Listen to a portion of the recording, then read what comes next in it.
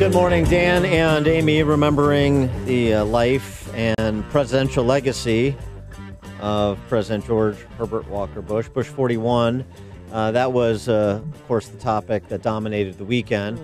We'll have a National Day of Mourning this Wednesday, December 5th. Markets will close. Flags will remain at half-staff for the next month. Days. Yeah, for the next month.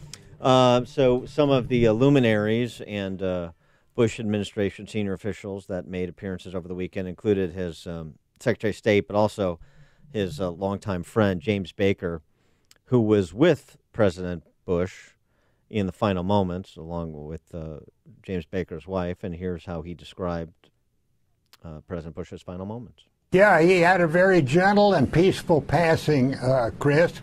Only one of his children was living in Houston, Neil Bush. Neil and his wife Maria were there.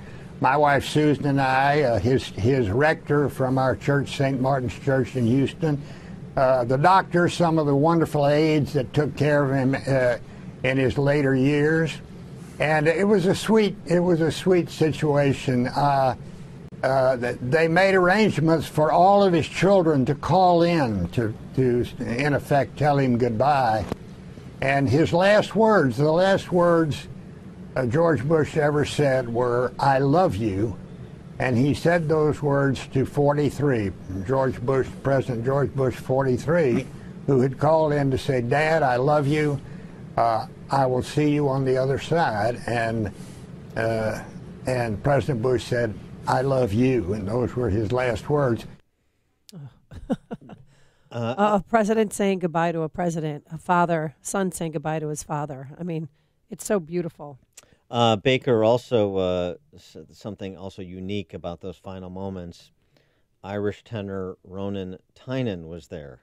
Another tender moment about that, Chris, was that the Irish tenor Ronan Tynan was in town. He'd come to town just to pay a courtesy call on President Bush, and he happened to be there, and he sang a couple of songs for President Bush on that last evening, and he sang, one of them was Silent Night, and as he was singing, President Bush was mouthing the words of Silent Night.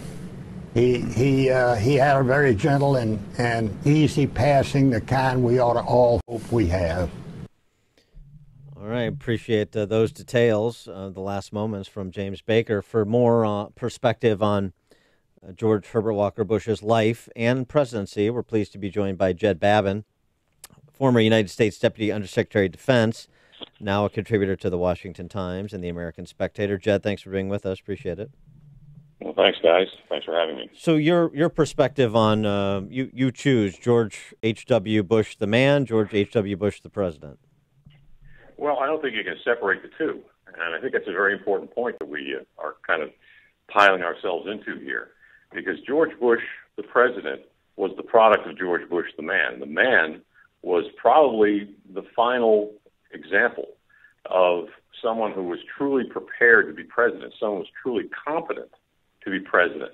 He'd been a Navy war hero, fighter pilot, a fighter bomber pilot. Mm-hmm. He'd gotten shot down once and crashed another time and was able to face death in his young age and was very able to deal with those crises. Later on, I mean, he was an ambassador to China. He was vice president. He was head of the CIA. I mean, this is the resume of a man who was, by education and experience, prepared to be president. Quite frankly, unlike anybody else who's come since. And I think we need to remember that context of George Bush in terms of, how we go on as a nation. Do we want to have people who are, frankly, not prepared to be president, or do we want to have someone who, like George Bush 41, was really someone who was ultimately prepared for the job, ultimately competent, and quite frankly, did a hell of a good job? So how are you going to remember President Bush? Well, I really don't have personal recollections of him. I was a political flunky in the Pentagon, and I was not exactly called by the president to conferences every day. But what I do remember about him was the inspiring way that he had, the effect he had on the people in the Pentagon. I was in the Pentagon during Desert Storm, and I will tell you, there were people there who were literally jumping through hoops to do what the president wanted because A, they knew it was the right thing to do, and B, because they really, really liked the man. Just as you can talk about a very set of circumstances and all sorts of anecdotes.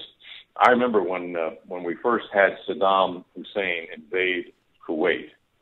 The following morning, I walked into my next-door neighbor's office in the Pentagon. It was a Marine Brigadier General by the name of Tom Droughty. And he was just hanging up the phone and said, walked in and said, "Hey, Tom, what's going on?" And he said, "I don't know, but that was the commandant on the phone. If we're going, I'm going with him." And, of course, that's the kind of thing that you would expect from a Marine, but that's the kind of inspiration that George Bush had.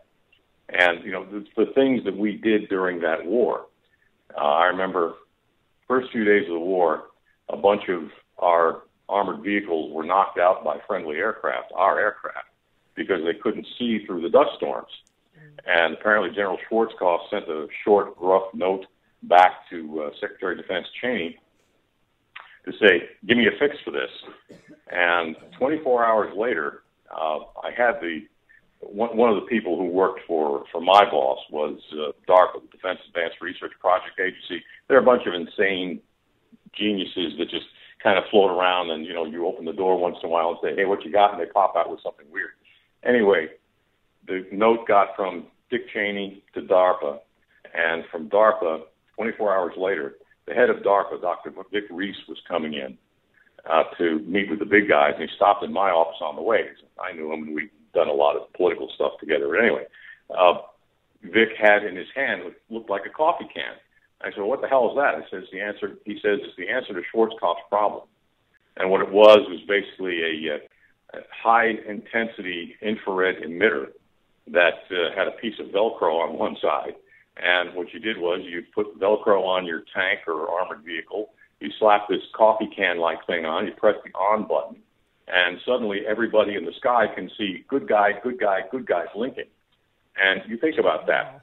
We went from Schwarzkopf having a note to say, we need this fixed, we need this problem fixed, to within 24 hours, we had a working prototype. That's the kind of thing that we did in the Pentagon back then. That's because George Bush was backing our play and we were backing his. And that's the story from those years. Well, that may speak to this characterization from Dick Cheney over the weekend that he believes, and he's obviously got a bit of a biased view, but he believes that that George H.W. Bush national security foreign policy team with him and Scowcroft and Baker was the best in American history. What do you say to that? Well, they're sure up there in the top 3 or 4. I worked for Cheney, he's a tough boss, good guy, extremely smart guy, and again, not someone who would put up with a lot of nonsense and wanted to get the job done immediately. So, yeah, they may not have been the best. Frankly, I'm having a hard time thinking of anybody who was better. I know Don Rumsfeld, and probably his team was as good as any, and certainly as good as the Cheney team.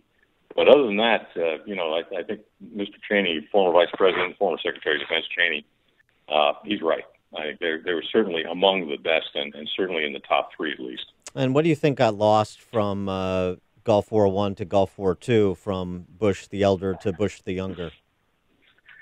I think there was a real loss in terms of perspective. I think that going back, I was one of the people who very much supported and strongly supported the invasion of Iraq. Frankly, at this point, I wish I hadn't. I think we knew back then what we know now, and I certainly knew, and I wrote at the time. I wrote in, I think it was about 1st of April of 2003, just before we went into Iraq. I said, we cannot do nation building because it will not work in a Muslim country. And I've proven that myself right. It's not rocket science, guys. But when Bush 43 was campaigning, he said, we can't do nation building. That's the first thing he went in and did, and we've been stuck in Iraq and Afghanistan building nations and losing American lives for 17 years. It just can't work, doesn't work. And I think the perspective that Bush 41 had was lost by the time his son was president. Now, with the passing of President H.W. Bush, it kind of overshadowed overshadowed what happened at the G20 summit. We have a new NAFTA agreement. But also, what do you make of this temporary truce in the trade war with China? Well, it's a good thing. I'm not a big favor of tariffs and non-tariff barriers to trade. I'm not exactly the most strong free trader, frankly, because I don't know a hell of a lot about economics. You know me, guys. I'm a bullets and bombs guy. But the fact of the matter is, I think not jumping off and launching a huge trade war with China, it's got to be a pretty good idea. I mean, we just need to take our time a little bit and see what we can work out. Sure, the Chinese are doing an awful lot of unfair trade practices and worse. Their capture of intellectual property from the United States by their own cyber espionage and everything else they can think of has just got to stop, because they're stealing everything we invent.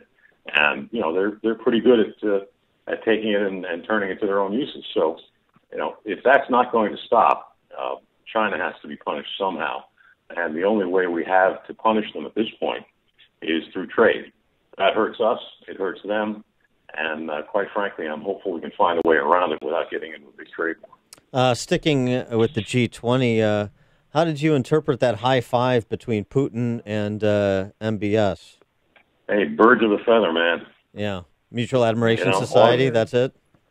Oh, yeah. Look, MBS is not a good guy. We know that. We knew that from the very first minute he came to power. Not that anybody else was in Saudi Arabia would be a whole lot better, because, they are Islamists and follow a sect of radical Islam that is never going to allow us to be able to fully coexist with them or trust them. But I think he and Putin recognize in each other the kind of autocrat, the kind of dictator, the kind of totalitarian that they can identify with. And, that also is a big signal to us that if we, for example, MBS wants to build nuclear power plants right now.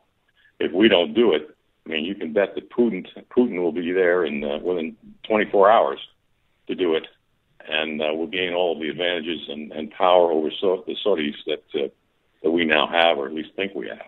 Now, General Mattis over the weekend at the Reagan National Defense Forum, interviewed by Bret Baier from Fox, said, look, we don't have a smoking gun that MBS ordered the murder of Khashoggi, and sort of just kind of said that matter-of-factly and sort of moved on to effectively reaffirm the president's position with respect to the Saudis, even while there's a bit of an uprising in Congress. Where do you come down with respect to the president's handling of that?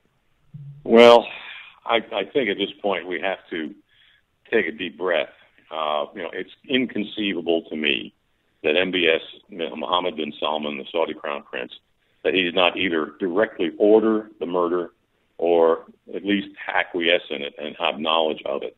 It's inconceivable that in a government like Saudi Arabia that would happen without his knowledge or approval. Mm-hmm. Having said that, what we can do at this point is not at all clear to me.